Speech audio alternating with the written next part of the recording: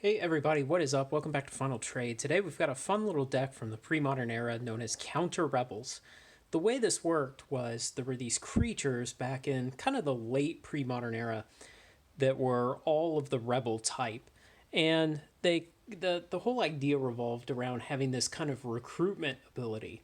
And so there were various ones with these military ranks in their names, and they would have variations of this effect where you could pay mana and you could search your library for another rebel card and put it straight into play. And so we kind of call that recruitment. And so there was a version like this where you pay 3 and you can get a creature costing up to 2. And then there was the next one where you could pay 4 and get a creature up to 3, and pay 5 and get a creature up to 4, and so on up to, I believe, pay 7 and get a creature up to casting cost 6.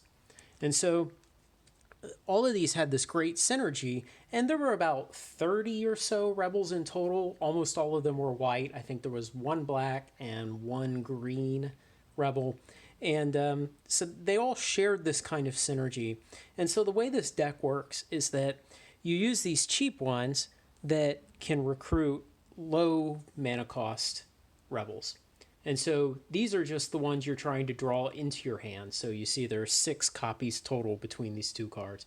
You're trying to draw these into your hand with the goal of drawing the legendary rebel. Now, the difference with the legendary rebel is you paid 1 for 1 casting cost for the converted mana cost of the rebel you're bringing into play from your library.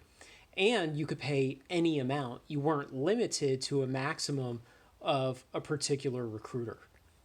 And so you want to try to get this one into play, and then you keep up recruiting up the line of the rest of your rebels to get to the big ones. And of course, the big one you eventually want to get to is this beauty, the 4/7 with vigilance. And so once you can start recruiting one of them onto the board every turn, you're probably going to win pretty soon.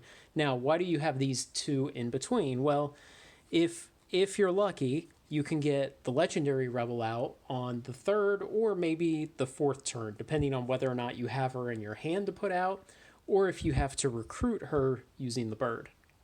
And so then the turn after that, when you have if you play her from your hand, the turn after that, when you have 4 mana, you'll recruit this one, which is just a fairly powerful rebel. And, I looked through the whole list of rebels that were available at 4 casting costs, and I like this one the best.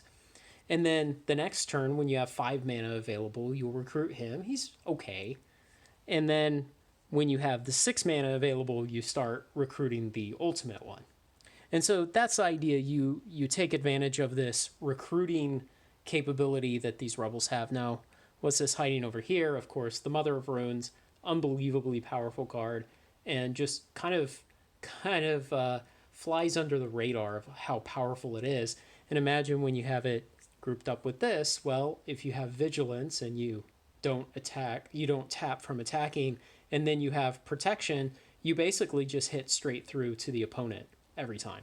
So it's a very powerful combo. Mother of Runes on its own is a very powerful card, but then with the Jovial Queen or anything with vigilance, it'll be even more powerful. Then we have a couple of these anthems here. Of course, you would pick Rebel as your creature type when you play this. And then you have a bunch of kind of controlled / disruption cards. 4 copies of Swords to Plowshares, of course. 4 counter spells. And then 5 other types of counters. Now, you can play around with these a lot. I might go to 4 Mana Leaks. Mana Leak is a very powerful counter spell. And, if you're just looking at 2 mana cost counter spells, this is probably the best one after the original counter spell. So, Absorb is interesting, but it's kind of there because, well, it's 3 and it's a hard counter. It's not one of the soft counters like counter unless your opponent pays more mana, or counter unless your opponent removes their graveyard from the game is one. But, so there are counter spells they can get out of, but then there are hard counter spells. And then this is a fairly high mana deck, has 25 lands in it. And so playing kind of an expensive counter spell may be okay if it's got a good bonus with it. You could also think about things like maybe go with a 4th Mana Leak which would replace one of these two and then replace the other of these two with maybe a disenchant, because you have access to white mana, and you're not always in a position to counter everything you don't like as it comes onto the board. Sometimes you need ways to destroy it once it's on the board, and disenchant is a good way to take care of some of that stuff. As far as lands go, we've got the blue-white tap land, the blue-white pain land, and then we've got the blue-white fetch land, and then we've got 7 plains and 6 islands. And so this deck is a lot of fun to play. You basically get some of your cheap creatures in, you get any one of these 3 of your rebels in, and you start recruiting up this way down the line until you're eventually playing one of your 4 Joval Queens every turn, and then you'll win pretty soon.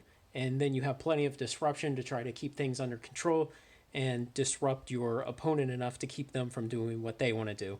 It's a lot of fun, and it's a great deck with a lot that you could kind of tweak around with here in the disruption, with the creature choices, because again, there's about 30 types of rebels. So that's it. If you like this kind of thing, like, comment, share, and subscribe. Join me on Final Trade. Thanks a lot.